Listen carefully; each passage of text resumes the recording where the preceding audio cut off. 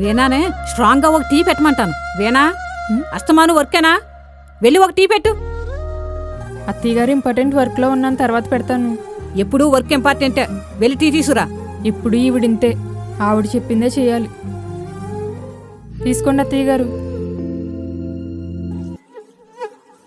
ఏంటే వీణ వర్క్లో ఉంది కదా, టీ పెట్టమన్నావా? నేను అలాగే అన్నానండి. నువ్వు వర్క్లో ఉన్నావు కదా, నేను పెట్టుకుంటానని. అయినా వీణాయే తెచ్చిచ్చింది. ఆపు నీ వేషాలు, నేనంతా విన్నాను. అంత వర్క్లోడ్లో ఉండి పని చేసుకుంటుంటే నీ మనసు ఎలా ఒప్పిందే టీ పెట్టమనడానికి? వర్క్ చేసుకునే పిల్లకే నువ్వు టీ పెట్టి ఇవ్వాలి, అంతేగాని టీ పెట్టమని అడగడం భావ్యం కాదు. భగవంతుడు ఇచ్చిన ఓపుకున్నంత వరకు నీ పని నువ్వు చేసుకో. ఉద్యోగం చేసుకుంటూ నీకు సపరీలు కూడా చేసేద్దా?